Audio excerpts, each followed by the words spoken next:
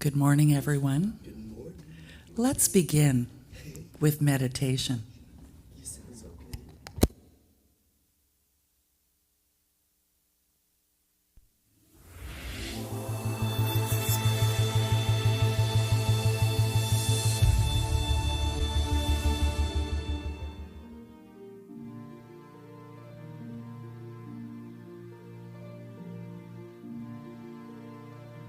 Close your eyes if that's comfortable, and just relax. And know that you are safe. And just take a moment to set aside your whirling thoughts and connect with the spirit within at your heart center. Let's begin. There is only one secret to healing, and it is enlightenment. Means going beyond the ego and believing that we are separate to an awareness of the divine, and realizing that you are the universe, manifesting through this human nervous system and becoming self-aware. When you feel limitless and free, you truly begin to heal yourself. Healing is the return of the memory of wholeness to the truth of your being. When you are whole, you are healed.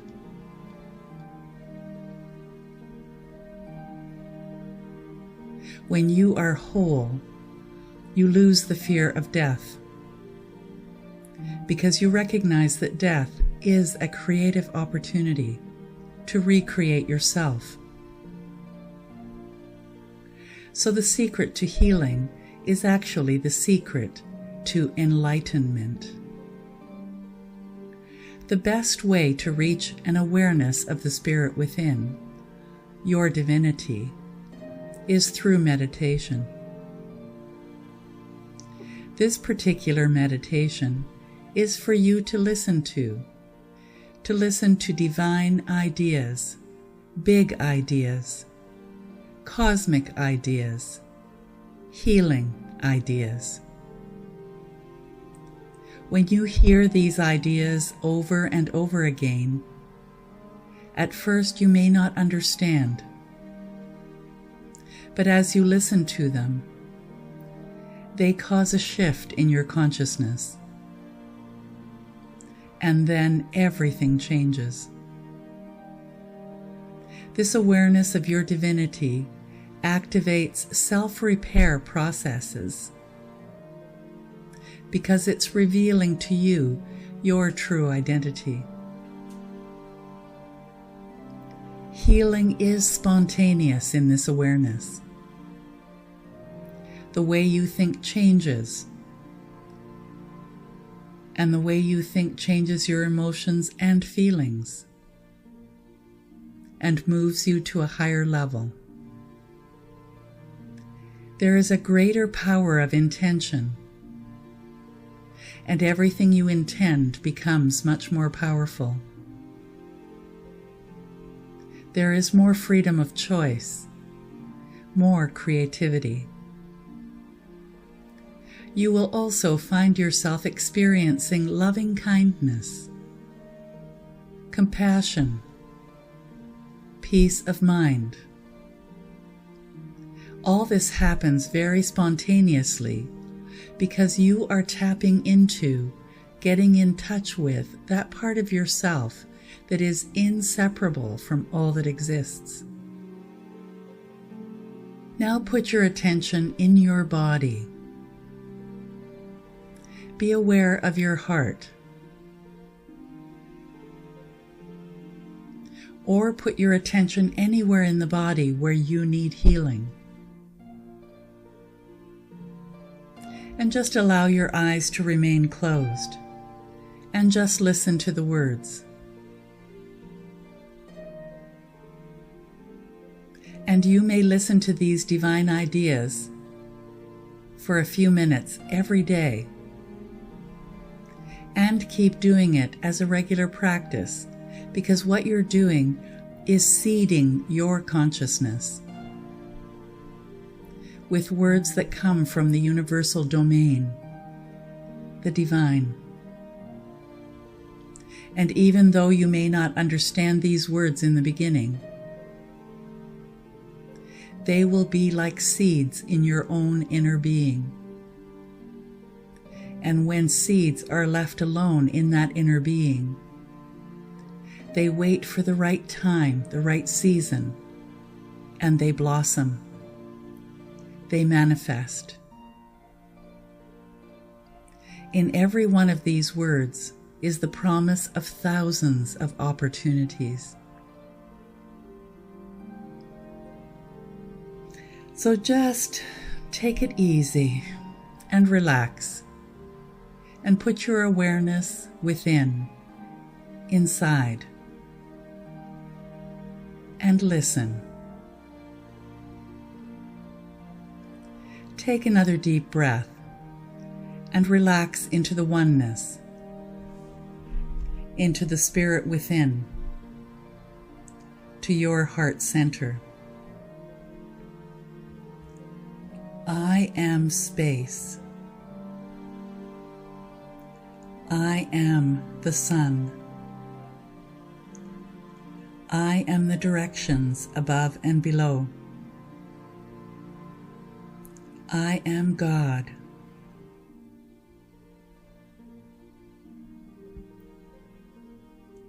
I am everything. I am all beings. I am darkness. I am the light.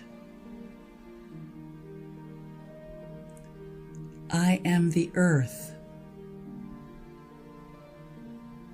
I am the ocean. I'm the dust, the wind, the fire. In all this world, all is well with me. I am connected to Spirit. I am the microcosm of the divine.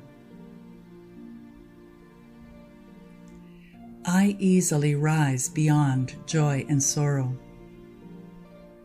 The world exists in me, the self, the infinite consciousness. Even as the reflection seems to exist in the mirror, I am the fragrance in flowers, the light and radiance. I'm the experience. Whatever may exist in the universe, I am the supreme truth, one with the consciousness of all that is. Free from any tethers or boundaries, I am the very essence in all things in the universe. Just as butter exists in milk, and liquidity exists in water, I exist in all that exists. I am the total fulfillment of desires. I am the absence of cravings.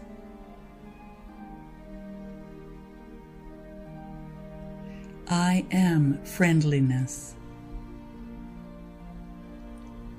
I am tranquility. I am gracefulness, sweetness, and speech, wondrousness. I am the realization of cosmic events. I am the absence of divided consciousness. These may be human experiences, but my oneness is my constant experience in consciousness. I am the truth. I am the one who sees that there is no division in all between the self and the other. I am the one infinite light of consciousness that exists as the sole reality. Whatever is in mind is the world, and this world is merely thoughts manifesting themselves. I realize the non-existence of my ego self. I realize that it came into being through fear, need, and delusion. I release this false identity and realize my essence as one with the Supreme Being, with infinite consciousness. I am free from all conditioning, all limitations. The universe is a dream, and I am presence within the only presence, the I am presence. I see the truth. I see the consciousness which dwells in all beings. It is omnipotent and omnipresent.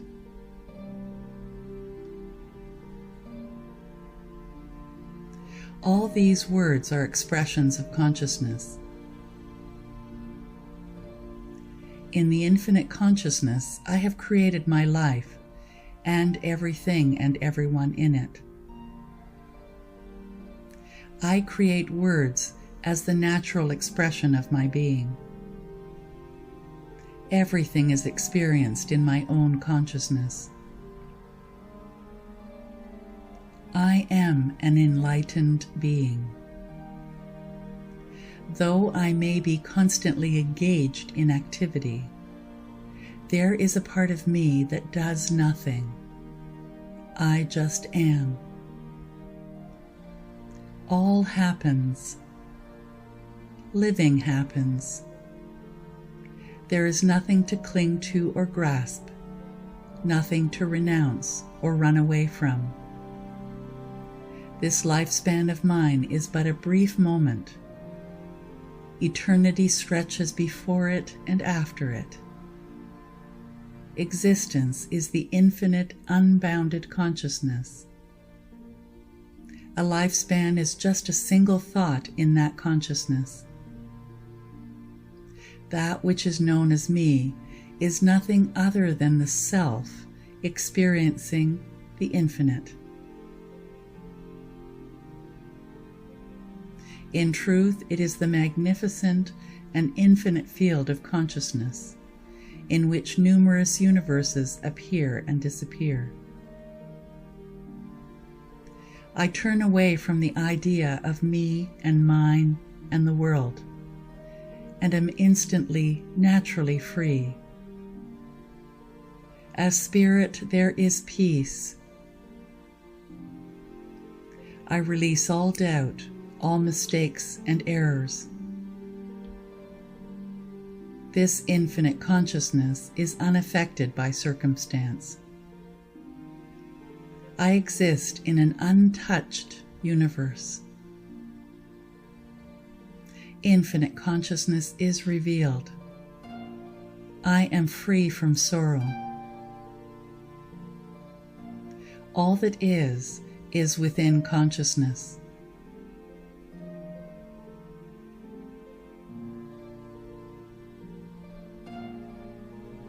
The mind is even unaffected by the good or bad intentions of another. The body does not create the mind. The mind creates the body. The mind is also the seed for the body. If the body perishes, the mind can create other bodies for itself. Today I wake up to my own mental creations, which are the manifestation of my ideas. My personal mind and the infinity of space are all one. Therefore, regardless of what I have created, I can create as many words as I like. I am friendliness, love, compassion, and natural goodness is me. I am at peace, free from sorrow. I am spirit in action. I am free from all defects. I am blood and flesh. I am body. I am consciousness. I am the mind also. I am the earth. I am space. I am the sun and the moon and the stars and the galaxies, all things. I am divine. I am the consciousness in which all things are strong. I am the essence of all things. I release all that may limit me, though I know I am limitless, infinite. I am one with infinite space. I am free. I am whole, healed, and wealthy.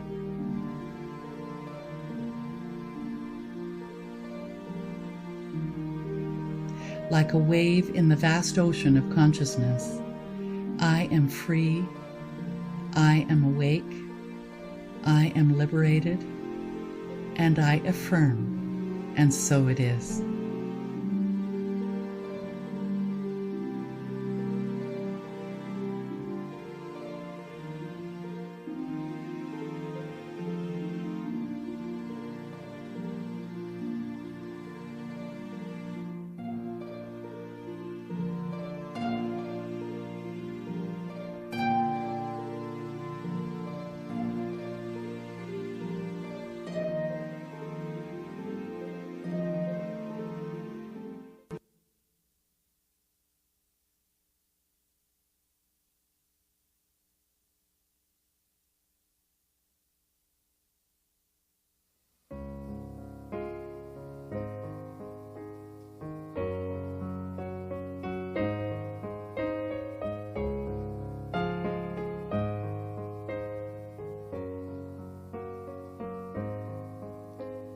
I used to think I had to have my own way, could do everything on my own, living my life like a one-woman play, feeling confused and alone.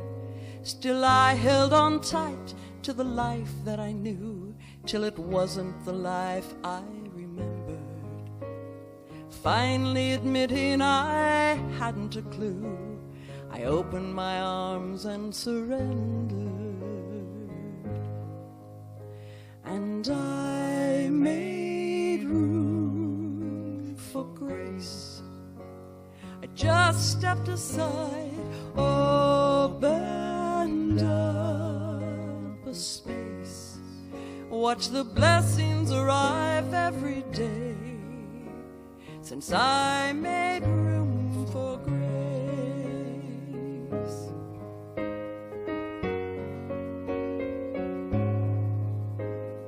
I want to live without making demands, asking for help when I need it, being happy, just doing the best that I can. When I stumble, I won't be defeated, since I made room for grace. I just stepped aside, opened up a space. Now the blessings arrive every day, since I made room for grace.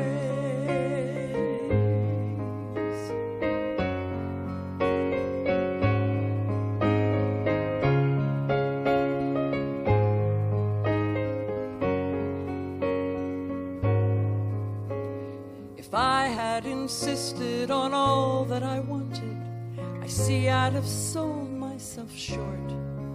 But when I stopped resisting, I got what I needed, so much more. Since I made room for grace, I just stepped aside, opened up a space, watch the blessings arrive. I made room for grace.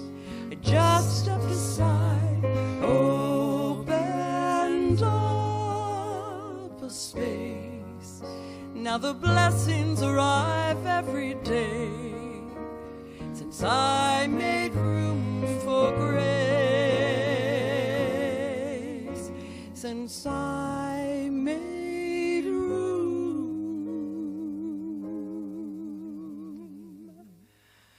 for grace.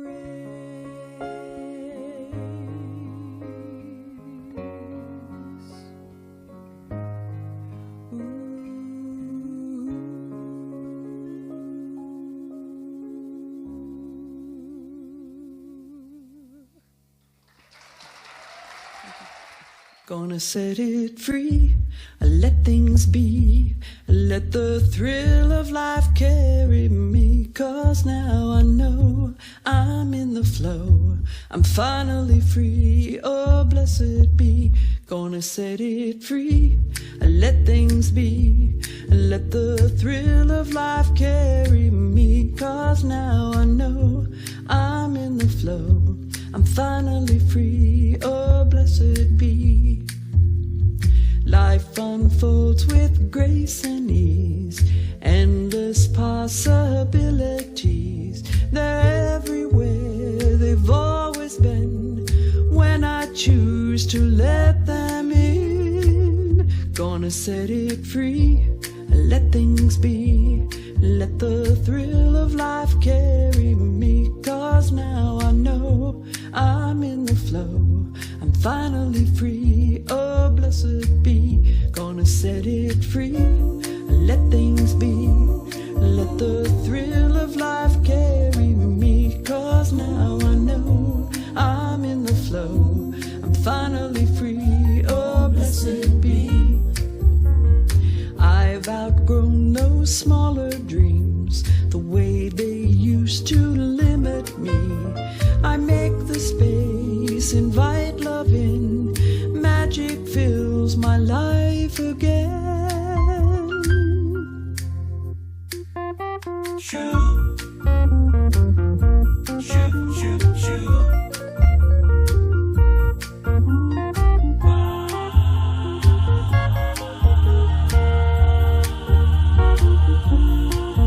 There's something bigger calling me to follow where my passion leads. I trust that flow, don't need to know. I dance into the great unknown. Gonna set it free, let things be, let the thrill of life carry me. 'Cause now I know I'm in the flow, I'm finally free, oh blessed be. Gonna set it free, let things be, let the thrill of life carry me. 'Cause now I know I'm in the flow, I'm finally free, oh blessed be. 'Cause now I know I'm in the flow, I'm finally free, oh blessed be. I'm finally free, you know I'm finally free, oh blessed be.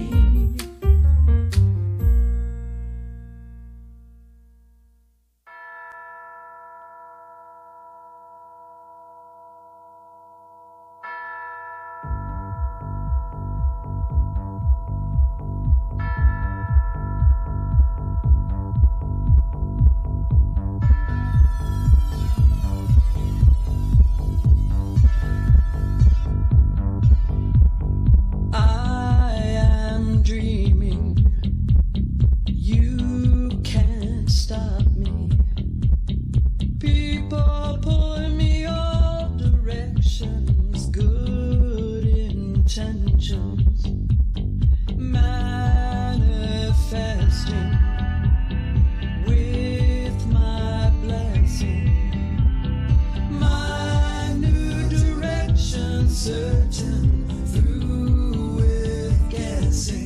This is the way it's gonna be. Life is a flower blooming for me. My dandelion dreams, my dandelion dreams. Waves are crashing, winds are blowing. May not know where I'm going, but I am going. This is the way it's gonna be. Life is a flower blooming for me. My dandelion dreams, my dandelion dreams, my dandelion dreams, my dandelion dreams. Sweet as sunshine, flowing down like rain. Possibilities, you know my name. After the blossom, I'm tossing the seeds into the wind. After the blossom, I'm tossing the seeds into the wind. I'm setting them free. My dandelion dreams, my dandelion dreams, my dandelion dreams, my dandelion dreams, my dandelion dreams, my dandelion dreams,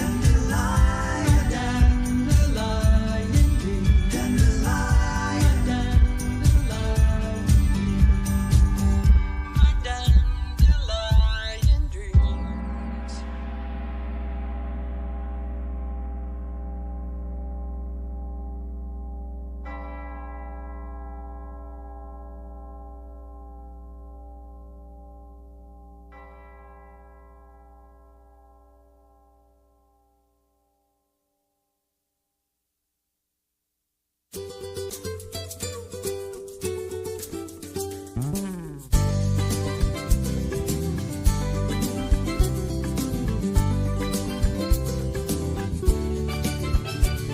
I was standing by this fisherman out there on the bridge. He bagged small one after small one, put 'em in his little fridge. Well, then he caught himself a whopper, and I watched him throw it back. I couldn't help but ask him, "Hey man, why'd you do that?" He pulled out this little skillet and said, "See, it wouldn't fit. It was none of my business, but I couldn't help but wish he'd get a bigger pan, get a bigger pan. When you got big dreams, for heaven's sake, don't throw those dreams back in the lake. It's not that you can't have it all, you've just been dreaming way too small. Get a bigger pan, get a bigger pan."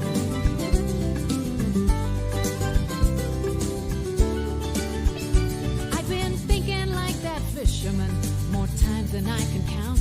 Every time I felt unworthy, ran myself down. I'd get afraid and wouldn't play what I had there on the line, thinking that the big fish couldn't possibly be mine. But there's another fish to fry, and there's another day. Next time I hook the big one, I won't let him get away. I'll get a bigger pan, get a bigger pan. 'Cause I got big dreams, for heaven's sake, won't throw those dreams back in the lake. It's not that I can't have it all, I've just been dreaming way too small. I'll get a bigger pan, get a bigger pan.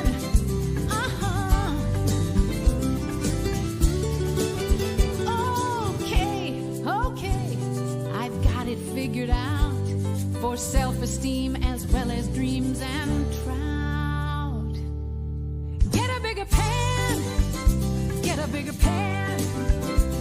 When you got big dreams, for heaven's sake, don't throw those dreams back in the lake. It's not that you can't have it all, you've just been dreaming way too small.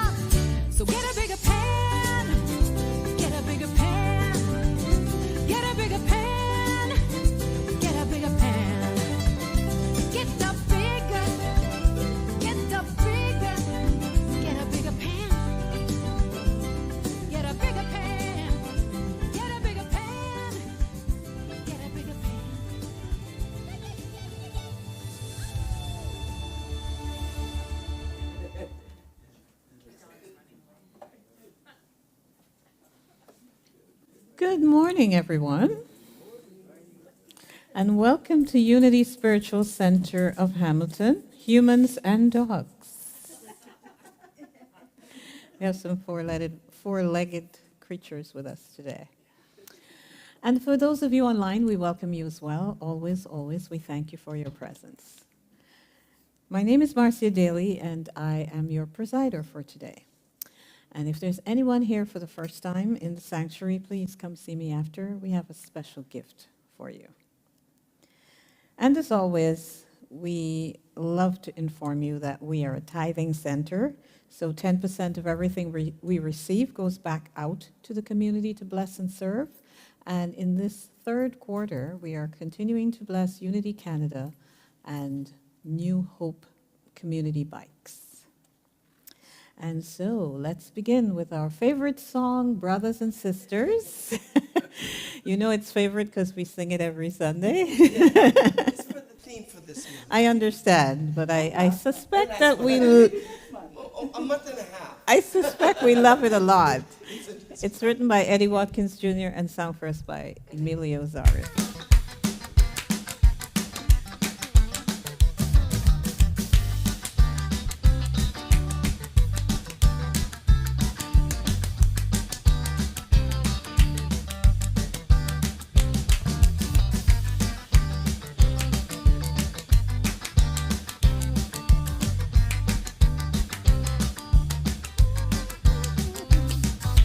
Come on in, brothers and sisters, shake a hand. Brothers and sisters, make a friend. Brothers and sisters, you belong. Come on in, brothers and sisters, shake a hand. Brothers and sisters, make a friend. Brothers and sisters, you belong. I want you to give us a hug. Brothers and sisters, spread a little love. Brothers and sisters, from the poverties above. Brothers and sisters, you belong. We're one great big family, gathered here to be the change we want to see. So won't you come on in, brothers and sisters, shake a hand. Brothers and sisters, make a friend. Brothers and sisters, you belong. I want you to give us a hug. Brothers and sisters, spread a little love. Brothers and sisters, from the poverties above. Brothers and sisters, you belong. We're one great big family, gathered here to be the change we want to see. So won't you come on in, brothers and sisters, shake our hand. Brothers and sisters, make a friend. Brothers and sisters, you belong. You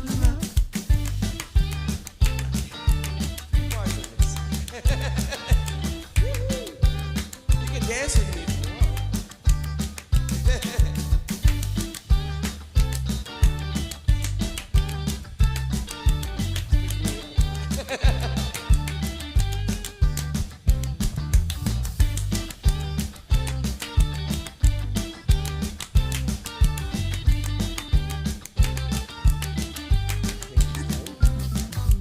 We're one great big family, gathered here to be the change we want to see.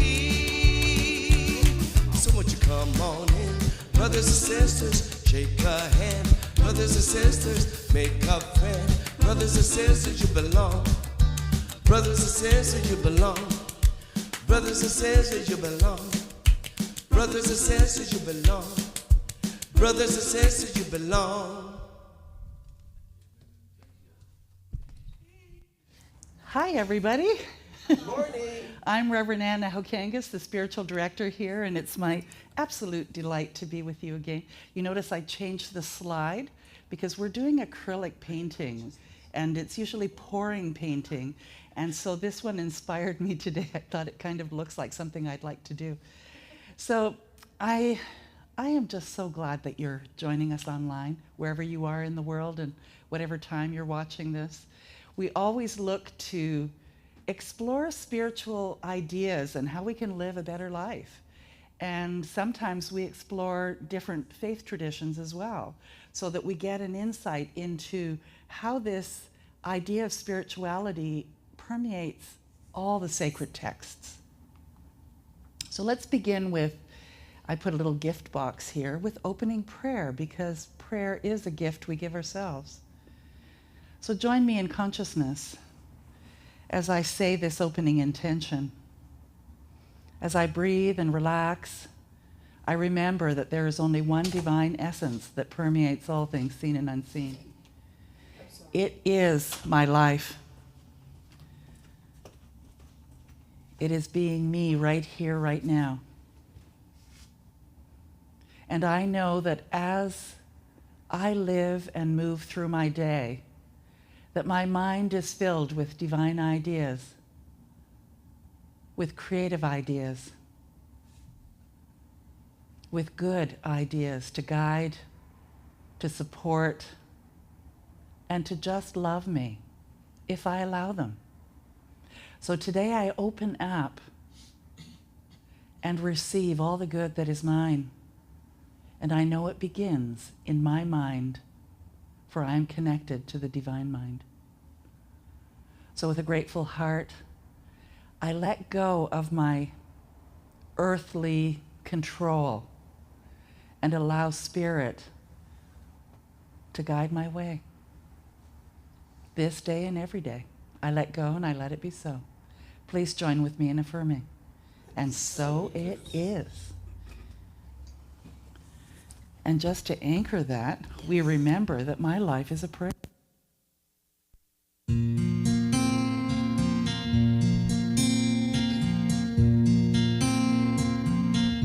What if a prayer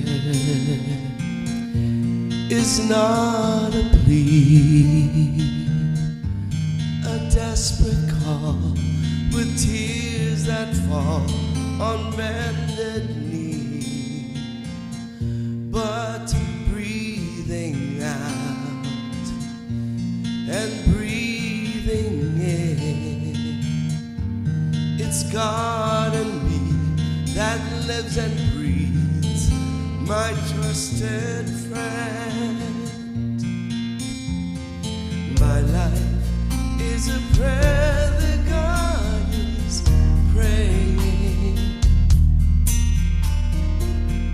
My thoughts are words that God is saying. My laughter is the sound of angels playing. My life is a prayer that God is praying.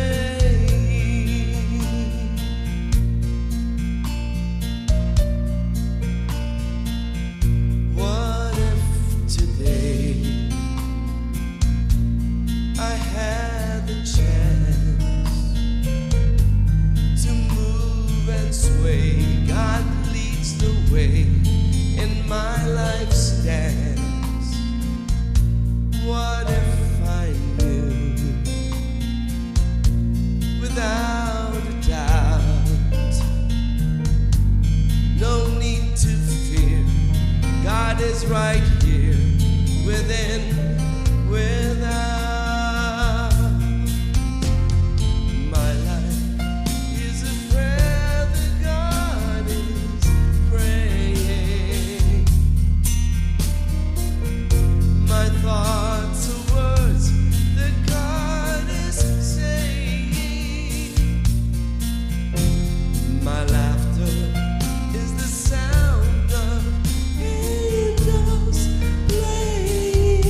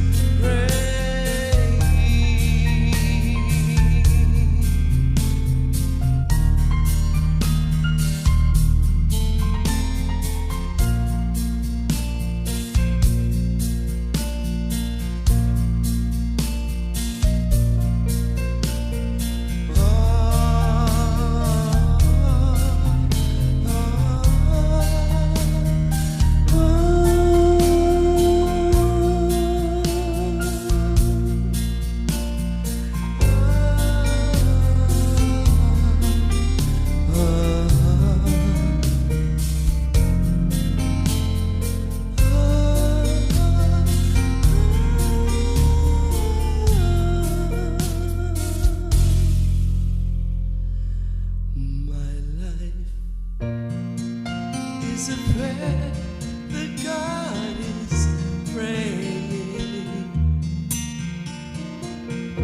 My thoughts are words that God is saying.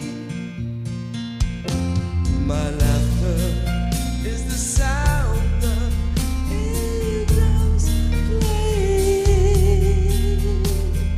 My life is a prayer that God is praying. My life is a prayer that God is praying.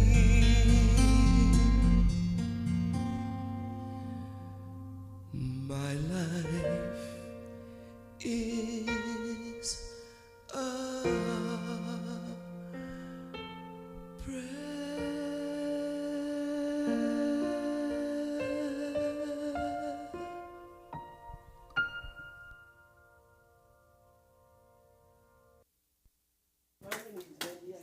It's okay. Every week you say that, but I'm also doing that. Oh, were you?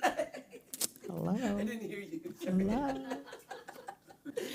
Our absolute word for today is truth. Truth. And the affirmation is, the truth of my divinity is my rock. No matter where I find myself along the spectrum of human experience, I take comfort that truth encompasses all the divine ideas and laws that constitute my unchanging divinity. Like a kaleidoscope's shifting patterns of dazzling colors, my life is always changing. Some of the changes I may like, and others I may not. I get to choose how I perceive and use them. Because of truth, I choose to use them for the higher good of all. I uplift myself as I learn and grow through all of them. Truth is the basis of my strength, comfort, ease, and grace as I travel along my unique path. I'm always 100% divine and 100% human. Because of truth, I remain steady and calm as I navigate life's inevitable changes.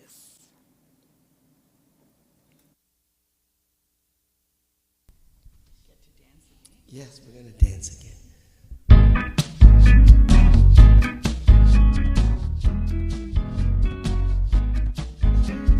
It works when I work it. My good comes pouring through. It works when I work it. These principles of truth. It works when I work it. My joy is multiplied.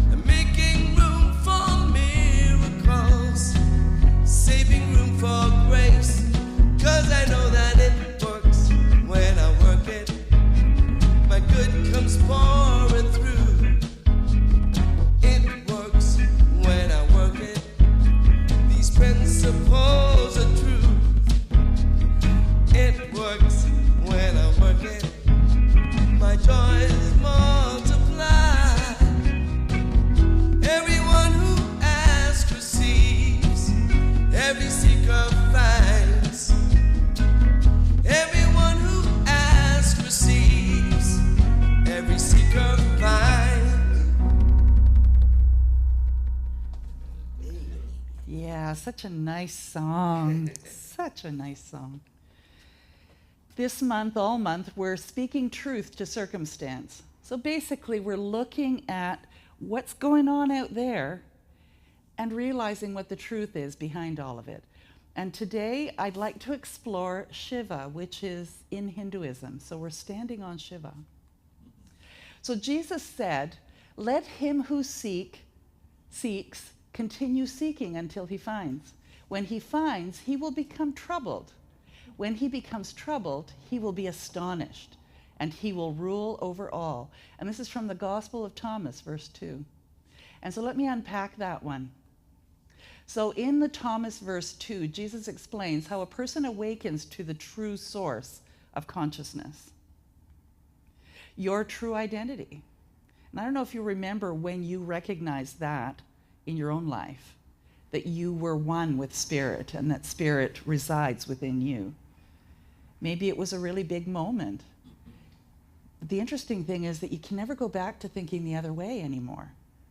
You can try and fool yourself and sometimes just kind of put blinders on and say, "Oh no, I'm not creating that." But that's not, yeah, you tried that. Emilio says he tried that. And it is usually not peaceful during that time when we're trying to ignore what our true identity is. And it's a surprise when we discover that, oh my goodness, it's not you that's responsible for my life or my reaction to something, it's me. Wow. And then the source of creativity, inspiration, and joy come about as a consequence of that, because we're not victims to circumstances that happen in life. And so it is a really beautiful gospel, the Gospel of Thomas. You can get it online, and I believe there are 80 verses, and each one because the Bible has a back cover, it was never included in the Bible. But it is a beautiful set of statements that they say Jesus made. So I'd like to look at this Hindu story. I'd like to look at the word evil and the idea that this too shall pass. And in exploring this too shall pass, my grandmother used to always say, "Kulase iloksimutu," which is this too shall pass. But directly translated means that this too will turn to joy eventually. So just let it go. So Shiva, one of the main deities in Hinduism, as defined by Sadhguru. So this is a little video just to show you. He is an amazing guru. Is Lord Shiva is territorial or the universal? That still question lies on me. The word Shiva means that which is not. That which is physical creation. That which is not is that which is not physical. That which is not, where can it be? In India or America? Or on this planet? Or in another galaxy? Where can it be? It's everywhere. So, there is a dimensionless existence. So we call it appropriately Shiva, that means that which is not. Today modern scientists are saying that nearly 99% of the cosmos is empty. But not that there is nothing. There is something, but it is not something. Because our idea of something is, we should be able to perceive through five senses. See, right now what you can see and what you cannot see is this. You can see my hand because it is stopping light. Anything that is not stopping light, you don't see, isn't it? Right now there is air here which you're breathing, which is most vital for your existence, but you don't see it. You don't see the air unless you live in Delhi. Now, if you look up in the sky, you see the stars. But stars are a small happening. The real thing is the vast emptiness. So this we refer to as Shiva, that which is not. Today modern scientists are saying this vast space has a tremendous amount of energy, but it is not any of the energies that are measurable by us, like electromagnetic waves or weak nuclear energy or strong nuclear energy or electrical systems or microwaves, none of these things. It is none of the measurable energies. But there is no denying it is tremendously powerful. So we said, So this is… Shiva means that which is not. And we said it is in the lap of Shiva that creation happens. At the same time, we called Adi Yogi also the Shiva because he perceived that which is not. You are who you are, people call you a director, a film producer, why? Because you perceived something. If you did not perceive that, they would not recognize you as that. So we recognized Adi Yogi as Shiva because he perceived that which is not. Because he perceived that, we called him also Shiva. So we will call the ultimate reality as Shiva, the one who realized that, the Adi Yogi, as Shiva. One who did not realize that but has the possibility, we'll call him Shiva. We'll call the dog also Shiva because he is also made of the same stuff, but he cannot know. But we want him to hear that sound. So every time we call him Shiva, Shiva, Shiva. We hope that he will evolve one day. And it's interesting, in our faith tradition and many of the New Thought faith traditions, we may sometimes say we're God.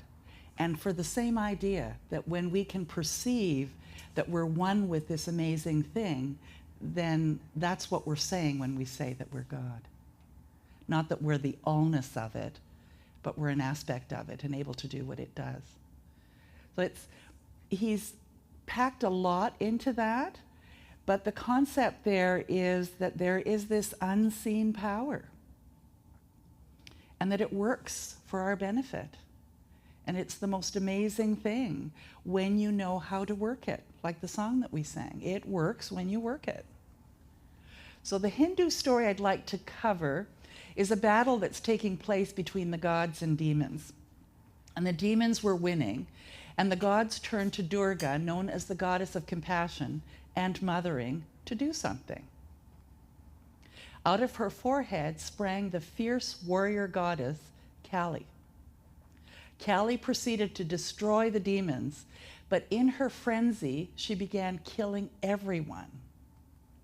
Shiva, the destroyer of illusion, threw himself under her feet, allowing her to come to herself and stop mindlessly killing.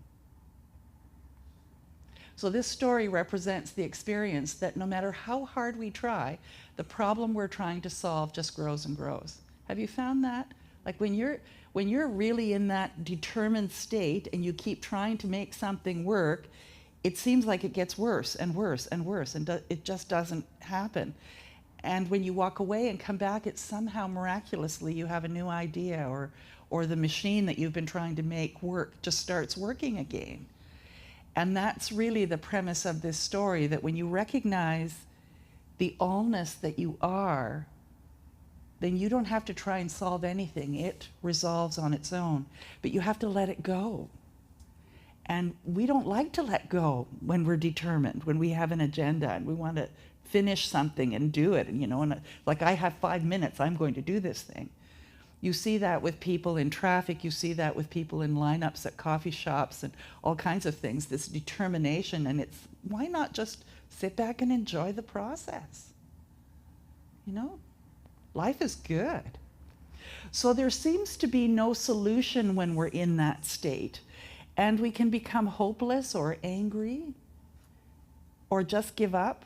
The idea of throwing the baby out with the bathwater, you've heard that. And I don't know if you've ever done that, where you just give up and you never go back because it was just too hard. And yet, if you had given up but not thrown it out, the answer would have come. So in the story, the gods are losing hope and they turn to Durga, the goddess known for compassion. And in Hinduism, there are many gods. I believe there's over 1,000. And they say in a Hindu home that everyone in the family may believe in a different God. And the neighbors, they may believe in different gods as well. And that's okay in their tradition. It really gives a whole new idea to this, my God is the better God. Like, why not just accept everyone's idea of it to the level that they understand it? And have the compassion to allow their experience to unfold. We talked about that yesterday with a friend of mine about where I have come in my own spiritual journey, and that is that I allow someone to make their own mistakes. You know, unless I know they're going to be hurt or something. And I say, how can I support you? But if they say, I don't need your support, I need to honor that too. And to be able to be in that place of, I'm here for you, I have compassion for you, but if you are determined to figure it out yourself, then I need to let you do that. Compassion in Webster's or Merriam-Webster's dictionary is sympathetic consciousness of others' distress together with a desire to alleviate it. So when you have compassion, I never thought about it as that I empathize with you. I never thought that I also had the desire to alleviate it, but we do, don't we? When somebody's in trouble or they're having a challenge or something that you know that you've got an answer for, like, don't you want to just kind of get in there? And that's actually being compassionate, that's the full definition of it. It's the desire to alleviate it, the suffering, that moves compassion out of inaction and pity. It moves us to alleviate suffering. And so to recognize that it's one thing to just see something and feel badly about it, feel compassionate about it. It's the doing something, whatever that is, and inviting the other person to know that I'm here for you, whatever that means, and that you really mean it. Ernest Holmes reminds us the world has learned all it should through suffering. And what he means by that is we don't have to suffer to have what it is that we desire, that we've learned enough from that pain. It can be easy, but you have to tap into that part of you that is actually greater than you, that has created worlds, to allow for that to happen. The premise, when we go to war with conditions, there's things that are happening out there, we get lost in the battle and we forget our real purpose. Grounding in truth brings us back to remembering. Because when you're in the middle of a fight, that's really all you can focus on, isn't it? It doesn't get resolved by being in the middle of it, or any struggle for that matter. It's to ask yourself, what's really going on here, and how can it serve me in a better way than being caught up in it, right? So the word evil, you know, it's used a lot in religion. I like to look at it as live or live by flipping it around. And it's a great way to remember that there aren't any evil people or forces in the world. If they knew better, they'd do better. If their perspective on life and their experiences in life were different, they'd do differently. So it's not evil. They're doing the best they can with what they know how. And they're just people living backwards, if you think of it as in evil and flipping it around, using the life force to create harm and devastation instead of creating greater expressions of life. Because somehow that's just something that they've learned. I didn't get a chance because it happened this morning, but I saw a video on YouTube of Huberman interviewing a gentleman, and the gentleman was speaking, and perhaps I'll have it in next week's talk or whatever, but he was saying that he was 49 years old, and all his life he had been really angry. Like, he had anger within him that was so severe that he learned to be a really good drywaller, because he'd make holes in the walls of everywhere he lived. And he would break everything. Like, he would be in these states of anger.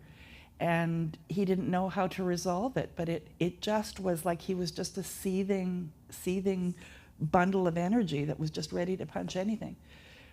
And he said he went to I believe it was a psychologist or psychiatrist maybe.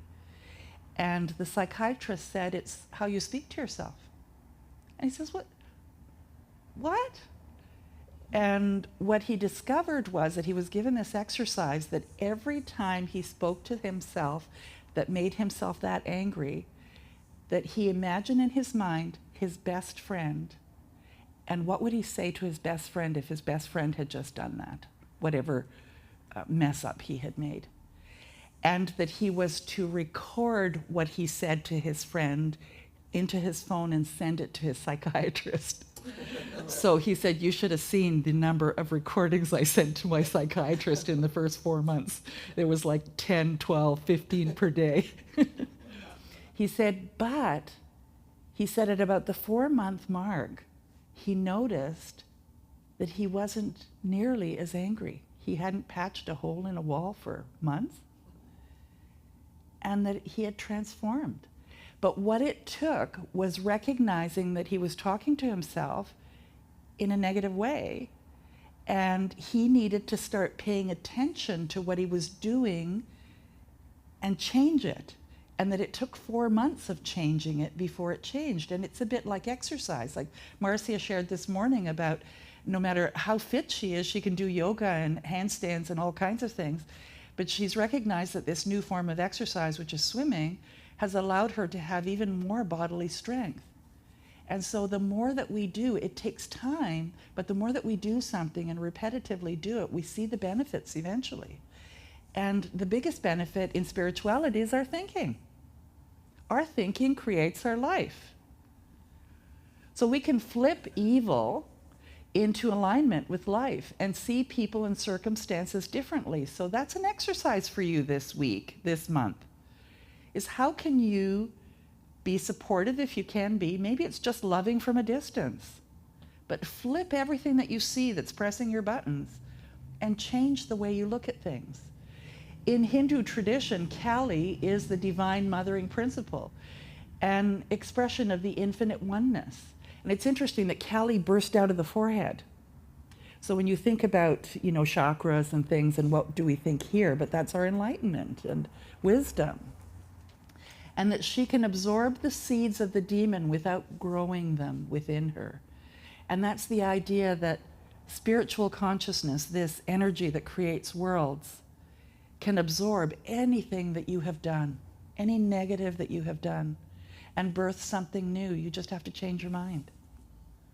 And as you become more aware and grounded in your oneness with all of life, you start to see the world differently, and then you'll never see it the same again.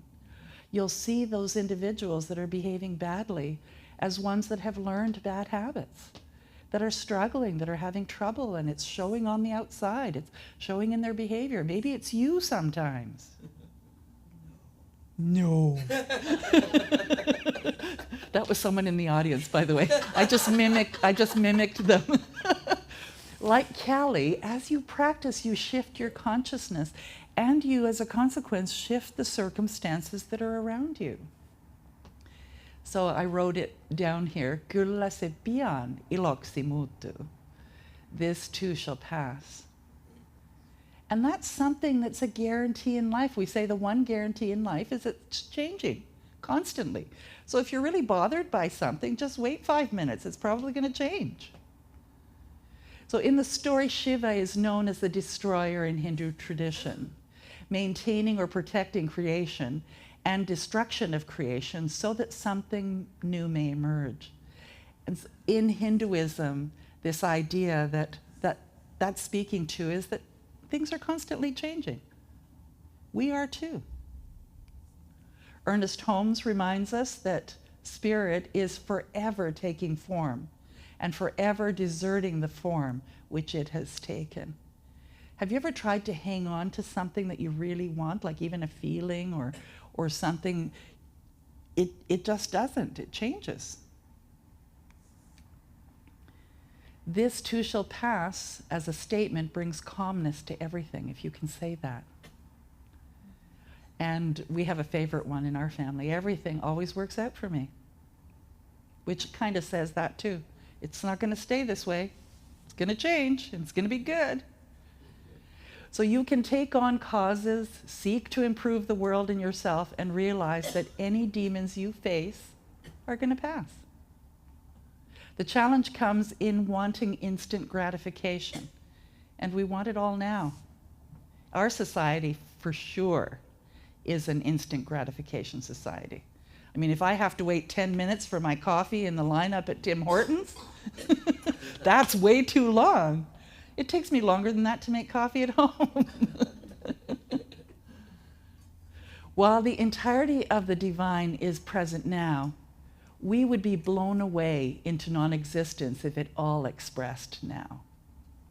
You know, I say in some of my prayers, I'm open to all my good now. I'd probably be a puddle of nothing if all my good showed up at once. So it's not really true. Give me as much as I can handle, okay? Just as Moses was told not to look upon God, because that's what that meant, is that the fullness of God cannot be perceived because you just would be blown to smithereens. Arjuna, which is one of the Hindu gods, upon seeing the fullness of Krishna, cried out that he wanted to return to his normal seeing because it was just too much to handle. So allow the flow of the divine nature to take place at a pace that you can handle. So if you are praying for some kind of change, to be open for some kind of change, if you've ever heard in New Thought we say, or the highest and best, because what we're saying is that, you know what, I may have kind of put it into a context that really isn't the best for me, and I know that there is something better, I just haven't come up with it yet. So I'll say, bring on the highest and best for me, whatever that is. Ernest Holmes again, there is no process of healing, but there is generally a process in healing. This process is the time and effort that we undergo in our realizations of truth. And you hear of people who instantaneously heal their bodies, or some that over a period of time heal their bodies. And it really depends on the individual. How open and ready are you to make that shift? So whether Kali seems terrifying, fascinating, or loving depends on our state of consciousness and our level of both emotional and spiritual development. But she always invites us to a radical form of ego transcendence. And this is from a book called Awakening to Kali, the Goddess of Radical Transformation.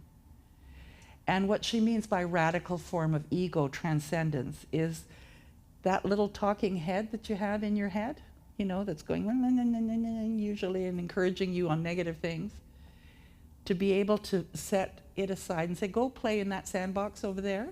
I'm just going to connect with something that is bigger, my highest and best.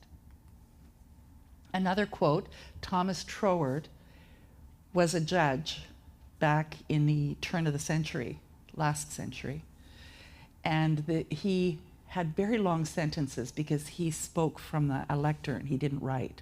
And so some of his sentences, if you've read any of his lectures, are a paragraph long, because it's, you know, how when some people speak, they just don't have periods. So circumstances indicate the sort of power we want, but they do not help us generate it. Rather, they impress us with a sense of something contrary to the power. And therefore, we should endeavor to dwell on the power itself, in itself, and so come into touch with it in its limitless infinitude. And you notice there's 3 dots because there was about 4 non-sentences in there. And what he's saying in all of this is that the circumstances cause us to have a desire to see it changed, but you can't change it out there. The only place you can change it is here. And this is from Marion Woodman, Dancing in the Flames, the Dark Goddess in the Transformation of Consciousness. When the power comes from within us and we claim it as our own, then we no longer have to affirm ourselves by dominating others. The irony is that we are actually afraid of our own power. If we only knew how much we could accomplish, that can be kind of scary. It's so much easier to just be and know the predictable, isn't it? Are you stuck in the predictable at the moment? Afraid to bust out? If you are, there's really nothing to be afraid of, just change. Learning to hold the opposites, to say yes to creation, but also yes to destruction. And I think that's one of the things that holds us back. If I do this, all of that other stuff is going to go away, but I want it all. The thing is that often you can't have it all. You have to let go of something to make room for the other to come. You can say yes to pain, yes to joy, yes to the shadow, yes to the light, and recognizing that you belong to each other and they are each other. That everything has an opposite, and that when you're in one, you can immediately be in the other. You can be in joy and you can be in pain, not usually both at the same time, but they flip, don't they? So that's everything always passes. Eventually it changes. If something doesn't die, there's no possibility for the new. So what is waiting to be let go of in your life right now? What's calling to be released? Is it a way of being? A way of thinking? A bad habit?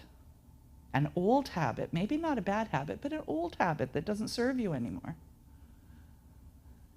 Something that is alive is dying always. If it's alive, it means it's in the state of eventually it's going to go. You know that. I got these most beautiful flowers for my birthday. By this morning, they were like double their size. They had drank all the water out of the vase and they were just like humongous. And I'm hoping that by the time I get home today that they're still there, because they go through a process and you have to appreciate them and enjoy them while they're happening. So what's going on in your life that needs to really be appreciated now, because it may not be here tomorrow or even tonight? And when something dies, it provides the soil for a new life. That's the bottom line. It's our compassion for the world that causes us to take action to alleviate suffering. Without action, we are just pitying spectators, hoping and wondering if possibly some good will come along. I don't want to be passive. I want to be in action as much as I can, my highest and best. Does that sound good? Start with understanding what really needs to happen and what you're really seeking to create. Ask yourself that question. What is it that I really truly want here? What's calling my attention? Not the stuff that's going on out there, but something's pressed your button. So what's calling to happen? The old saying is that if you have a hammer, everything looks like a nail. So if you're angry, everything is going to make you angry. If you're joyous and positive, everything you see is going to be, you see the silver lining. To be committed to creating a world that works for all, you will be called outside your comfort zone and to use new methods. And maybe you're not that worldly that you want to save the whole world, but you want to at least save yourself and your friends and your family. Whatever it is, you need to do something different, because if you keep doing what you've been doing, you keep getting what you've been getting. So in facing circumstances, vision. Have a vision in your mind, yes, but visioning is to ask Spirit, what's mine to do here? What's wanting to be expressed here? And then what must I become? And what must I release to allow it to happen? Staying grounded in the truth of spiritual principle, that anything is possible for you, instead of the frenzy and destroying everything in sight, like throwing the baby out with the bathwater. I don't know where that came from, but I guess babies being washed in the sink, I don't know. Finally, be patient. Find ways to support the learning of those around you, because that's important too. And sometimes that learning happens just by example. When you're being a good example of handling situations and things in a different way, and supportive in a different way, you're teaching others too. So let's find ways that may not be our own way, our old way. to reach people who are suffering and struggling. Because the way that we've been doing it hasn't been working, has it? So there's a story told by Mark Nepo, a fabulous book called The Book of Awakening on page 179. During one of Mahatma Gandhi's hunger strikes, a man whose daughter had been killed came to Gandhi in a state of anguish. He told Gandhi that he would stop fighting if Gandhi would end his hunger strike and eat. But Gandhi knew the healing was deeper than just stopping the violence. And he was always teaching. He told the man that he would eat only when he embraced the man who killed his daughter. Now, can you imagine? I'm sure his reaction wasn't super great, but apparently he did it. And the man collapsed in tears. And he did as Gandhi suggested. And the conflict basically ended. So there are some times where we just have to give up that thing we're hanging on to. Maybe it's anger, maybe it's resentment, maybe it's something we don't understand. And know that when you do that, everything else is a ripple effect and the good begins to happen. So Gandhi's request reveals the wisdom that only when the broken are healed, no matter what they have done, will we as a people heal. And it's up to each of us. So we looked at the Hindu story and how all these different gods are aspects of what our concept, or at least my concept of God is, that everything is possible. And the word evil, if you flip it around, is just living backwards. And remembering that everything always works out for you because this too shall pass. So let's sing about I am healed, because it's a good time to do that. It's already done. It is done.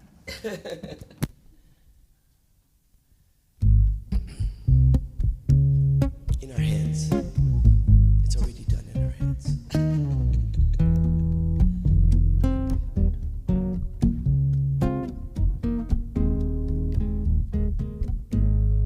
Everything I need to know is right here. There's a power deep inside of me. I am being guided to the answers, and the truth has set me free. I am healed, I already know it. I am healed, it's already here. I am healed, glory, hallelujah. I am healed, I am healed, I am healed, I already know it. I am healed, it's already here. I am healed, glory, hallelujah.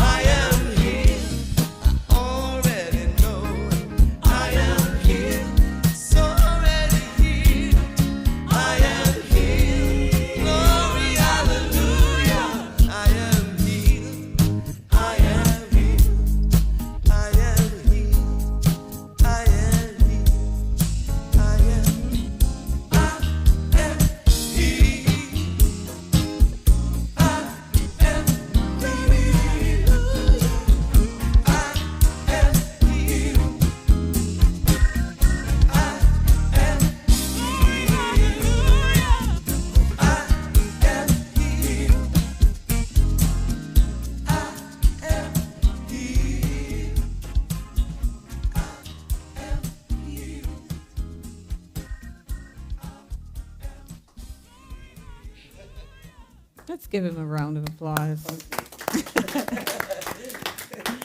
That was wonderful. I'll pull a Marcia. What about me?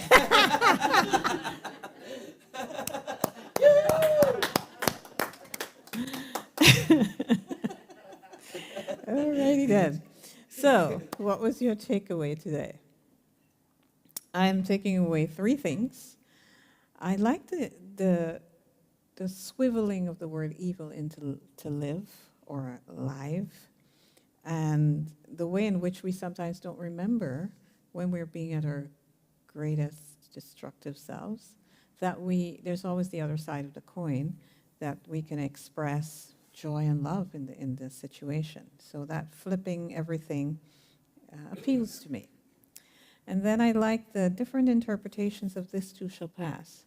It can mean everything always works out, or it can mean everything shall turn to joy eventually, which is really the truth. And lastly, having a vision and knowing that within having that vision, you can also call on Spirit to ask, what are you trying to express within me? And be willing to release all that's preventing you from being that greatest expression of Spirit. So thank you. And another thank you would go to those who are supporting our community. So those of you here, those of you online, and we appreciate all the gifts that we receive, whether it's through our contributions here in the sanctuary, an e-transfer to admin@unityspiritualcenter.com, or checks that are made out to Unity Spiritual Center. And so for all the gifts that we are to receive and to give, it's an exchange. I ask you to place your hand on your heart and repeat the affirmation. Divine love that I am blesses all I give and all I receive.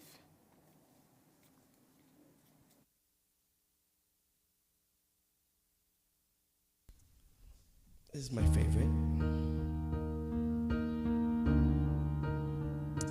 And all the gods, one God, it's all good. It's all God. One power, one power, one power.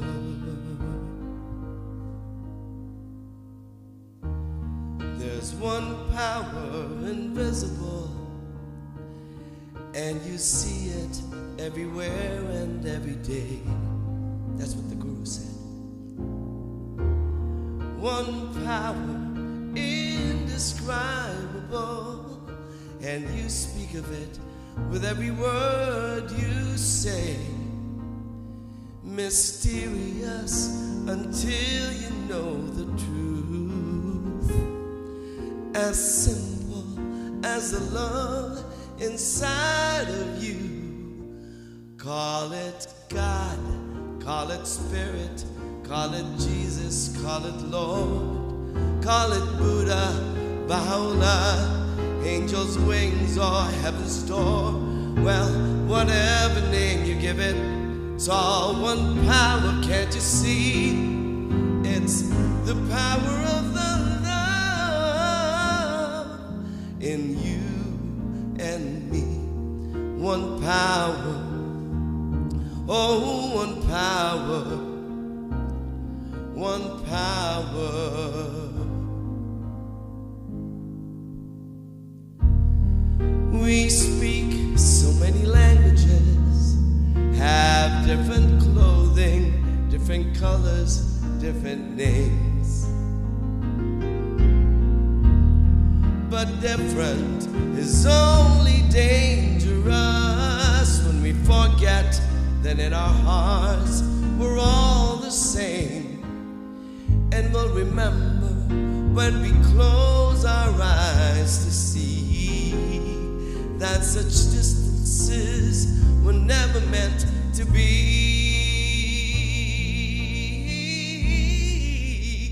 Call it God, call it Spirit, call it Jesus, call it Lord, call it Buddha, Baha'u'llah, Hashem, or heaven's door. It's Muhammad, it's your mind, it's your soul, or it's your sign. It's the universe, it's music, Mother Earth or Father Time. Well, whatever name you give it, it's all one power, can't you see?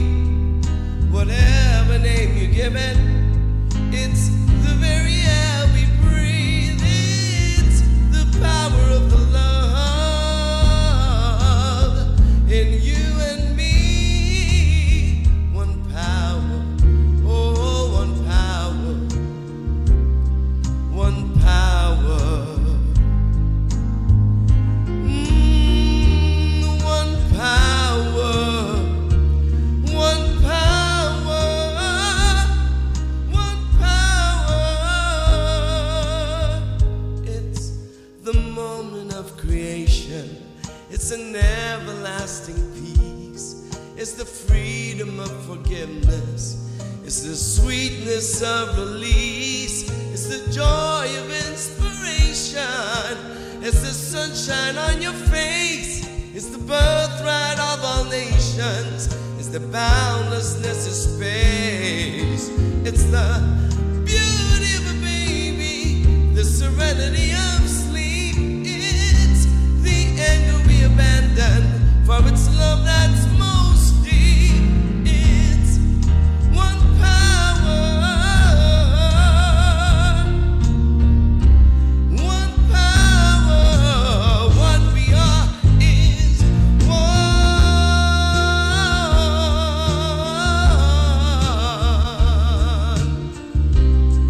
one power. It's the power of the love that lives forever in you and me. It's the power of the love in you and me.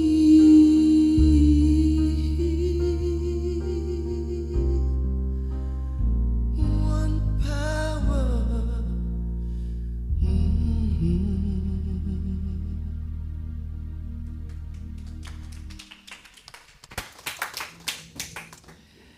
Yes, you do that song so well.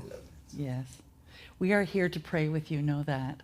Send us a prayer request via email, prayer@unityspiritualcenter.com, or fill out a prayer request form and place it in the prayer box. And why don't we pray together by reading this? The light of God surrounds us. The love of God enfolds us. The power of God protects us. The presence of God watches over us. Wherever we are, God is.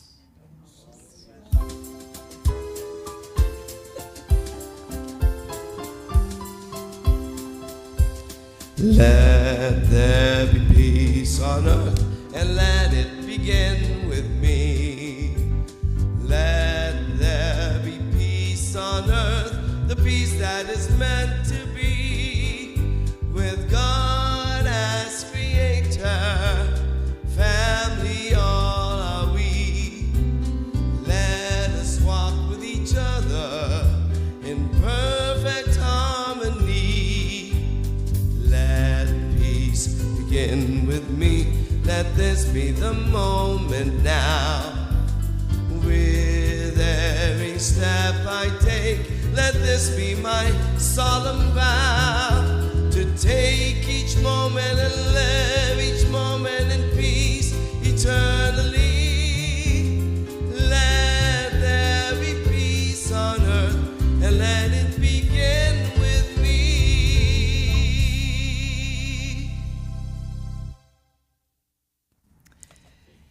And I always told you that if, in fact, I had a joke, that I would tell you a joke every week. Well, Bruce last week brought me like a stack of them. So I have a pen here, because what I'm going to do is cross it out once I've told it so I don't tell it to you again, because there's like 5 or 6 of them. So I thought, instead of at the beginning, I'll tell you this one. So Lot's wife. The Sunday school teacher was describing how Lot's wife looked back and turned into a pillar of salt. When little Jason interrupted, "My mommy looked back once while she was driving," he announced triumphantly, and she turned into a telephone pole. Good one, Bruce. So remember, I love you. We'll see you next week.